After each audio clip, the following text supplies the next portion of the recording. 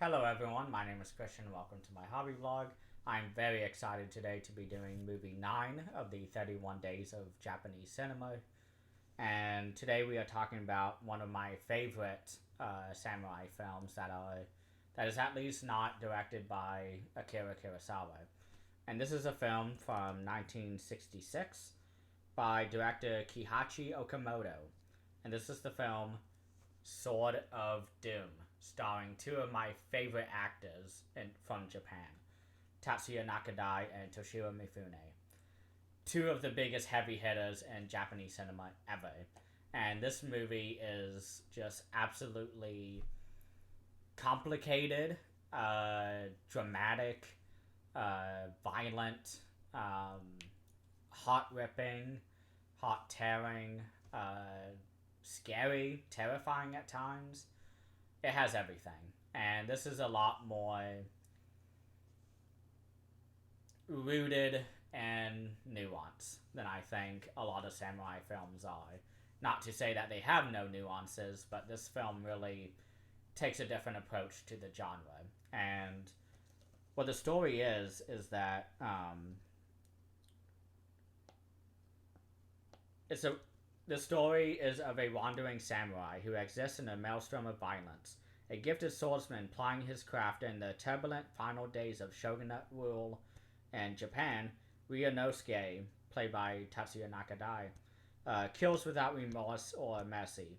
It is a way of life that ultimately leads to madness. Kihachi Okamoto's swordplay classic is a thrilling tale of a man who chooses to devote his life to evil. So again, a very different type of story for the samurai genre. Usually we follow complicated samurai, those who have interesting codes of honor and who sort of twist the samurai code. This guy is very evil. He is psychotic, he is scary, he's unpredictable, he does not feel any empathy, compassion, anything towards others. He is completely insular. He is only out for himself. He gives very short sort of responses to his father, who is completely disgusted by him and how much dishonor he brings to the family name. And that is sort of just the beginning of the film, all of this. And the rest of the film is just so interesting in the way that this character just continues to perform monstrosities against other humans and gets away with it. He always gets away with it until the very end. And I absolutely love this film. I always have, and it's always been sort of a really strong 4.5. But it was only last night that I really saw how much of a masterpiece this film is. And it definitely has to do with the two main stars, Toshiro Mifune and Tatsuya Nakadai. Two of my favorite Japanese actors ever. Nobody compares to them, in my opinion. They're just so interesting to me. But what's really cool about the first scene of the film is that the very first shot is immediately bringing back Yoshimbo, sort of nods, because as I said in that review of Yoshimbo, our main character Yoshimbo, played by Toshiro Mifune, he appears on screen with the back to the camera, and he's looking up at a mountain. The exact same shot is done in this one, but this time it is Tatsuya Nakadai. And I really love that. I love that sort of nod to Yoshimbo, because Yoshimbo is in this film. At least not the character, but the actor. And he's sort of the complicated good of this character, the samurai character. And Tatsuya Nakadai, on the other hand, is the coin flip of him. He's completely evil. He does not have any sort of positive things about him. He's a very good swordsman, as you see throughout the film, because he always just gets away with killing people, and it is just really sort of interesting that nobody at all is able to punish him for that, because he does a lot of heinous shit throughout this film. He rapes somebody, he takes away many lives throughout this film, and it's just interesting that this film started with a very similar shot, and Yoshinbo goes a totally different route than this film does, but it's very similar in that regard. And Yoshinbo was very one setting focused, the town.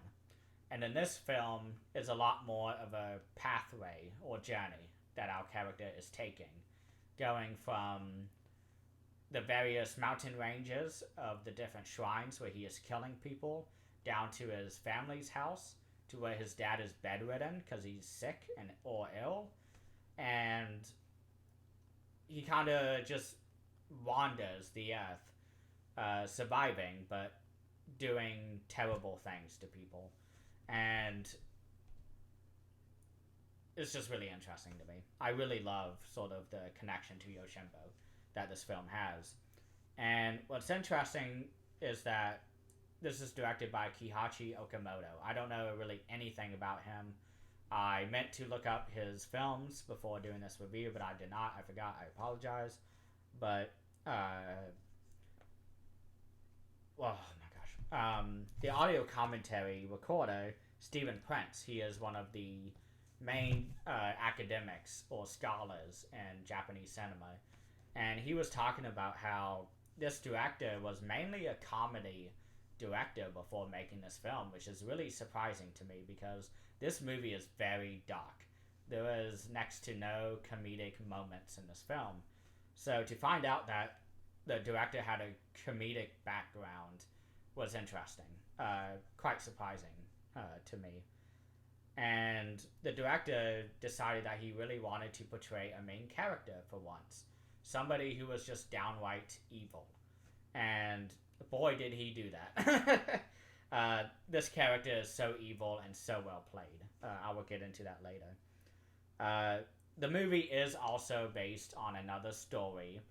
And this story was actually a serial novel that was being published in the newspaper. And it was left unfinished on the author's chair because he was writing the ending, and apparently he just died one day in the 1940s, and we began to see a lot of adaptations start to come, but all of them, excuse me, all of them were two-parters, while this film is one long 2-hour film, exactly, an hour and 21 minutes. Take off a minute for credits is about 2 hours exactly. And the original story was all about karma, where our samurai character, evil character, is going through the land doing these terrible deeds, and by the end of the film, karma catches up to him. But what this director does is something completely out of left field. And this is something that I love about adaptations, is the directions that directors can go for portraying the characters. And the director decided to lean a lot more towards sexual repression from the point of view of a toxic samurai or of an evil samurai. And I really love that because there's a moment later in the film where Ryunosuke, by Tatsuya Nakadai, is getting excited on screen. Not in a bonus sort of way, but in the sense that you're seeing his face on screen and he's sort of smiling to himself. He seems very orgasmic. And a woman is undressing herself, so you think, oh, he is, being turned on because she's so beautiful. No, that's not why. He is getting turned on at the thought of the violence that he is going to do to her. because he knows he's going to deeply traumatize her, and that just excites him. And this is what I mean by this guy is absolutely disgusting and reprehensible and evil. I think it's a really exciting direction to take a story, because yes, this would have been as awesome if this story was a lot more focused on the karma aspect of the novel. But the director really comes in with a bright idea, and I don't know if it's considered better than the original works, but it is definitely considered a much better film than the previous adaptations, because all of them were two-parters, because the original story is just so long, it's so jam-packed full of content and storylines, but this movie seamlessly adapts that. In the audio commentary, Stephen Price mentions a few times how this is a direct adaptation, adaptation, and it's just very well done. I really love this film. And the cinematography is also amazing in this film, because it is a lot more focused on the Kurosawa aspects of its really focused, deliberate shots. But we also have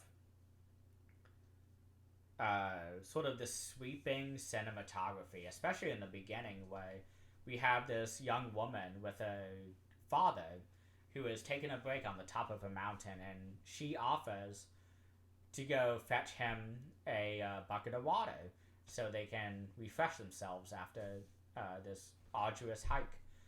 And while this is happening, Tatsuya Nakadai, Ryunosuke, he is hiking up this mountain, going to pay respects to the shrine.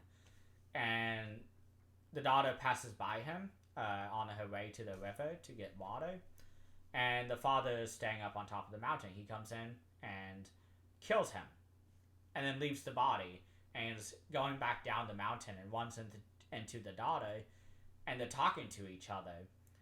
And the camera is focused right on our two characters, where they're talking back and forth to each other, and then the camera will go all the way 180, looking at both of them now. And this is just a really exciting shot that this director does, because it really gives you a wide view of the environment around them, and sort of tells you, like, or sort of asks you a question of what is out there. What sort of stories are we going to see?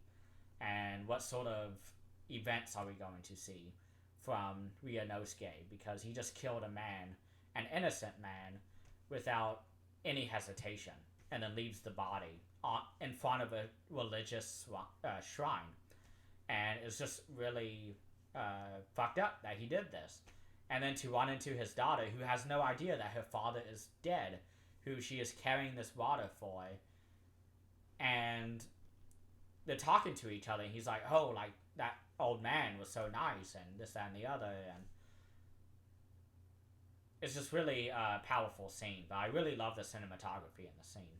And I did want to mention that. But what is really interesting about this film is that I mentioned before the connection to the Western genre. And this film especially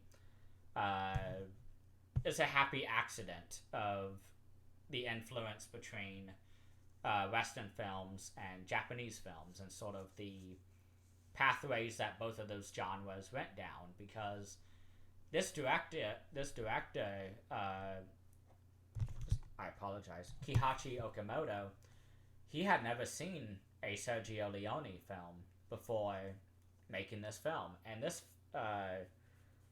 both of those films are very similar to each other, in the sense that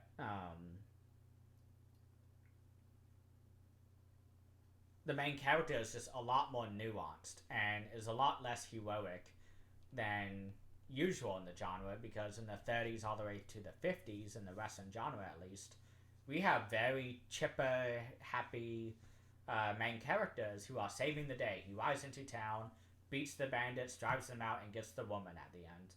And the 70s, or at least the late 60s, took a very different turn for both of these genres. You started to see Sergio Leone making different films, from Fistful of Dollars, which was an adaptation of Yoshinbo, to Good, Bad, and the Ugly, which is one of the most epic Western films of all time, but also Once Upon a Time in the West, which is also a very Seven Samurai-esque type of film, where we have a group of characters who are all kind of closing in on one location, and a big blowout happens. And Sergio Leone went exactly the same route as Okamoto did with this film, because they have sort of the same exact characters. Clint Eastwood could easily play excuse me, he could easily play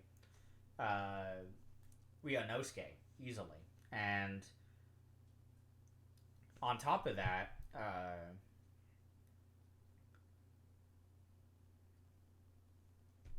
there's just so many nods to each other without there being sort of context for those nods that the directors were accidentally doing. There's a lot of really cool coincidences between this film and the late 60s Western films. And I think the main character is the big sort of focal point of that. But what's really interesting about Ryunosuke is that he is evil, but we do get very, very slight emotions or expressions from Nakadai.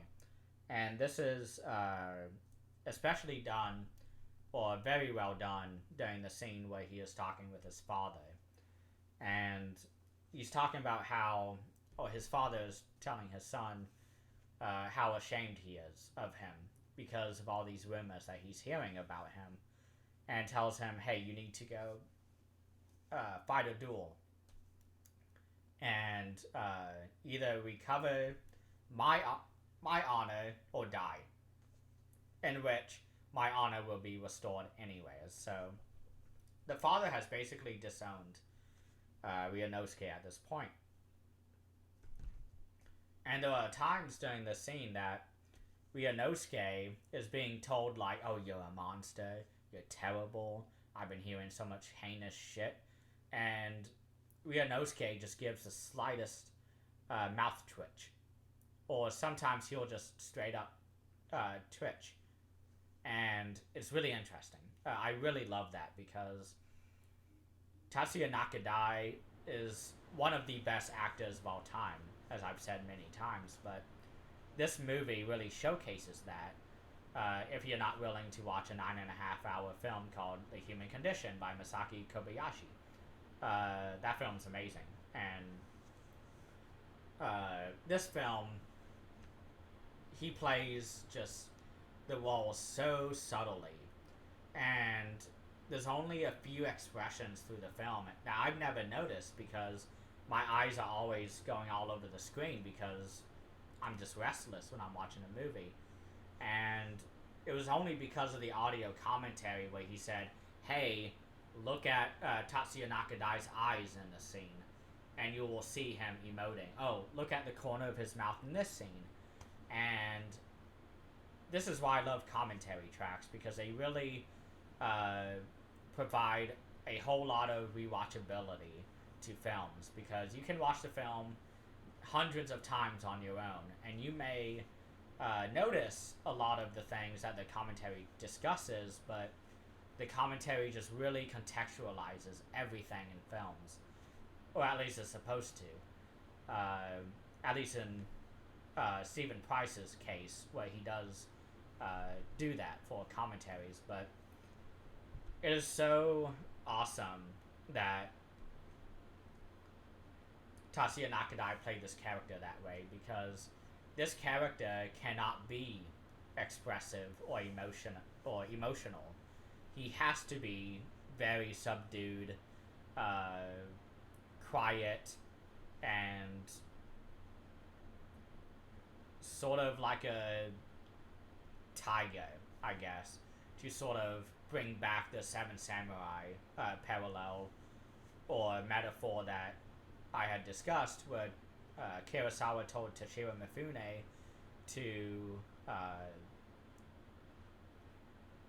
act as if he is a tiger, and Tatsuya Nakadai does that to the extreme. And again, he's playing an evil character, while Toshiro Mifune was playing a pretty good character in Seven Samurai. I mean, that's his entire plot arc. It's perfect. Love that movie. I could talk about it all day. But, I just really love his performance. So, if you haven't seen it yet, or if you have seen it, really focus on his expressions. You will get a lot out of it. But there are really two main scenes that I think everybody falls in love with when they first see this movie. And the first scene is the duel that ends with the death of the competitor of Ryunosuke. And the other scene is immediately after, where Tatsuya Nakadai's character is coming down the mountain after the duel, and a woman walks up to him, or runs up to him, and is like, oh my gosh, don't go this way, there's an ambush waiting for you, because everyone knows that you're a bad guy, and you are not trusted around here. Someone thinks you rigged the duel somehow. And he's like, okay. And he continues walking. And slowly but surely, we get about a dozen people come out of the trees and who circle him. And he's continuing to walk at us because the camera is in front of us while he's walking towards us, and he's backing up. And the camera is moving slow enough to where the actor is catching up to the camera, and before he catches up, the camera switches back and is now following him. So it feels as if we are part of the bandit group that are ambushing Ryunosuke. And I love that. This was not a thing I had noticed. And I really appreciate the cinematography of that, because it is so interesting how it could have been, because the director could have said, hey, just have the camera just overhead watching them downwards and they fight each other. But in this film, he set up a track above where the scene was being shot, and also had the camera down with the group, and the dolly was not used at all until the fighting actually begins, because we are following the Ryunosuke character with the bandits, and it's not until they draw swords that we transition to the overhead shot where it's going down the pathway, and Ryunosuke one by one cuts everybody down, and by the time that he reaches the end of the pathway, everyone's dead except for this woman that warned him. And he turns around and we get the famous shot that they made a cover out of, where he's faced away from the camera, and we get a little bit of dialogue from her saying like, oh my gosh, he's so dangerous, whatever. And the scene ends. And that's sort of our only look at how badass or how good that this character is with his sword. And I love those scenes. Those are the two scenes that everybody talks about, but the first scene I didn't really talk about because I don't want to spoil it. It's a whole lot of fun. I did spoil who survives, but the movie wouldn't happen if our main character died in this duel. But it's lovely scenes. It's famous for a reason. But again, Toshiro Mifune is in this film, and he plays a sword master in this film, and this is sort of the last villain of the movie. He's the last opposer of Tatsuya Nakadai's character Ryunosuke. And what's really cool about both of these actors being in this film is that they both worked for Toho Studios, which was one of, I think, 2 or 3 major Japanese studios at the time. Daiei was another one. And I can't recall any other ones, but Daiei and Toho were sort of the 2 main companies that you worked for back in those days. And Toshio Mifune and Tatsuya Nakadai were both part of them. And so they dueled each other never, actually, throughout their times together in the studio. They only fought each other about 3 times total. And in regard, or in the context of this YouTube video series, we have seen them duel twice now. The first time they dueled was in Yoshimbo, when Tatsuya Nakadai had the pistol. In this film, they duel again, and this time they are doing a sort of karate match where they are using real swords to fight each other. And what's really interesting is that the scene ends with a very snake-like attack pattern where Tatsuya Nakadai is being a lot more defensive, or seemingly defensive, because Toshio Mifune is sort of circling around him and is approaching him, but when he goes for his attack and Tatsuya Nakadai successfully blocks it, he begins to back up, and Tatsuya Nakadai does not follow. So Toshio Mifune, in order to resume the battle, he does not go right back to Ryunosuke, but instead he does like a half-moon orbit around Ryunosuke, and they go back at it. And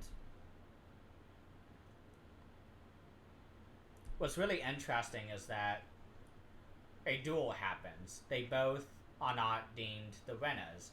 So Tatsuya Nakadai offers or challenges Toshio Mifune again, and is like, hey, have your apprentice do this, because I heard the sound of a do attack, a DOH attack, and I want him to fight against me.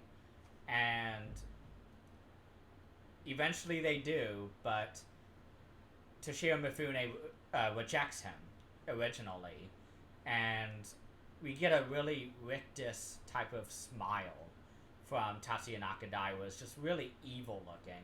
It's very Joker-like, where he's just like, eh, and it's really creepy. And that's another really great expression. One of the few expressions that Tatsuya Nakadai gives throughout the film. And I really love this section of the film because we get 2 powerhouse actors on screen together. And I really love that scene. But what is absolutely amazing, and I hinted towards it in my last review that I actually just filmed, is that in the original novel that this movie is based off of, this character is blinded in both eyes and becomes a blind swordsman. Who does that sound like? That sounds like Zatoichi, which is not a coincidence from what the commentary was telling me. That was taken out because somehow I think Zatoichi was about to be shot in the studio, because Toho was another Zatoichi. Well, Zatoichi was another Toho studio production. And as I talked about earlier with this film, is that, well, in the last film, An Actor's Revenge, there was a connection to Shintaro Katsu in that film. There's not really any connections that I found with this one with anyone on the production of the Satuichi films, but this movie was Satuichi and Sword of Doom were made by the same company, Toho. So I don't know if that was sort of chance or rather they had written this character to be blind and the studio said no, don't do that. We are already producing a sort of blind swordsman series, but I really love that connection. This is what I talk about and what I mean by the jigsaw puzzle mindset that I keep bringing up, because that's how those are connected now. And Toshiro Mifune connects with Yoshinbo and Seven Samurai. All these films that I have been talking about fit into each other some way. And that's why I love the jigsaw mindset that I have, because you can always find a connection with these films. Because I didn't think there was any connection to this one with Ballad of Narayama, for example, but there is.